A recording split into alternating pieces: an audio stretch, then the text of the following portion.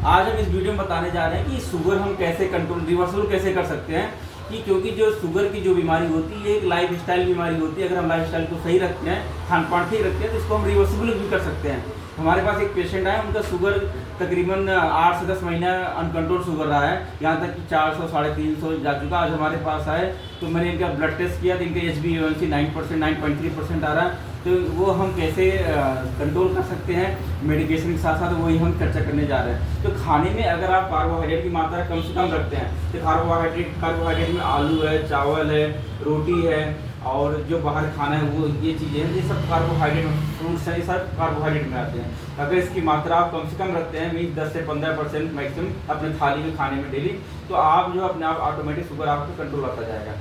खाना क्या ज़्यादा है, आपको ज़्यादा आपको प्रोटीन लेना है, हेल्दी फैट लेना है, फाइबर ज़्यादा लेना है। जैसे इस सलाद की चीज़ ज़्यादा लेनी है, जैसे इस सलाद में ककड़ी आ रहा है, टमाटर आ रहा है, खीरा आ रहा है, मूली आ रहा है, ये सारे मिक्स करके आपको तीनों टाइम आप लीजिए प्लेट में। लगभग 50% आपके प्लेट में ये सलाद अगर फाइबर आप खाओगे तो इसमें आपके कार्बोहाइड्रेट नील होता है, कार्बोहाइड्रेट बिल्कुल नहीं होता है, फाइबर होता है इसमें, ठीक है।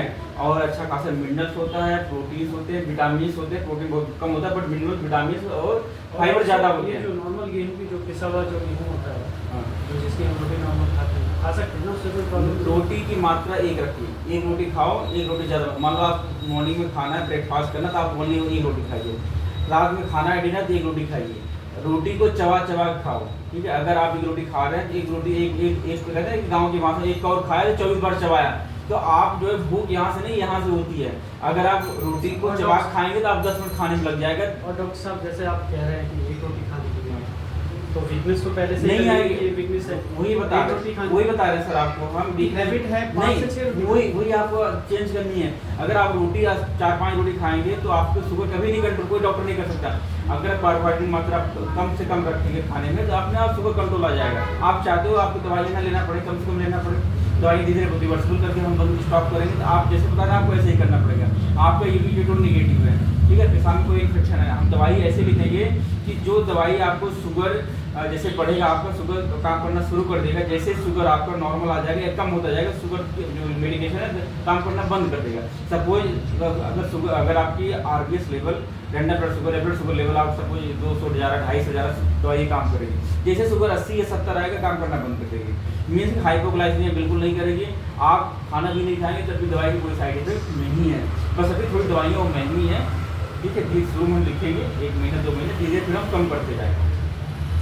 दूसरी बात यह है कि आपको मेन इंटरमीडिएट फास्टिंग रखना है। इंटरमीडिएट फास्टिंग मतलब ये हुआ कि खाने में के बीच में गैप रखना। जैसे 24 घंटे होते हैं, 24 घंटे अगर आप एक बार खाना खाए तो उसके 16-17 घंटे बाद खाना खाओ, नेक्स्ट मील।